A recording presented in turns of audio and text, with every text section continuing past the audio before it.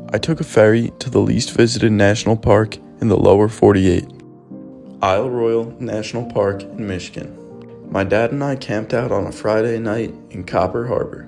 When we woke up the next morning, Lake Superior was super rough, and unfortunately, the captain of the ferry postponed our trip 24 hours. We decided to make the most of our day in Copper Harbor and started out the day driving up Brockway Mountain. At the top, we got an awesome view of the Keweenaw Peninsula and Lake Superior. It was incredibly foggy and probably not good conditions for sailing. Next, we took a hike out to Hunter's Point. We got a different perspective of Copper Harbor and were able to see how rough the waves were. By the end of the day on Saturday, the weather was beautiful and we had high hopes for the next day. We made a fire, then went to sleep looking forward to our day on Isle Royale. Sunday morning was beautiful in Copper Harbor and the captain said we were clear to sail.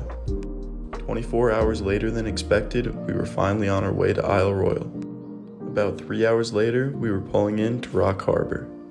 Once we were on the island, we didn't waste any time and started hiking down the Rock Harbor Trail right away. Our first stop was Susie's Cave.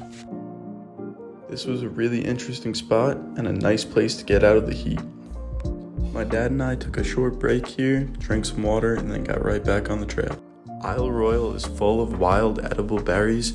This right here is a thimbleberry, which was really tasty. The next spot we wanted to check out was Tobin Creek. I thought we had a good chance of maybe seeing a moose here, but had no luck. Next, it was time to head back to Tobin Harbor to catch our seaplane. Our seaplane showed up, and it was time to head back to the Keweenaw Peninsula. This was honestly one of the coolest parts of the trip, and if you're going to Isle Royale, I highly recommend it. This was by far the smallest plane I had ever been on. Seeing Isle Royale from above was an awesome experience.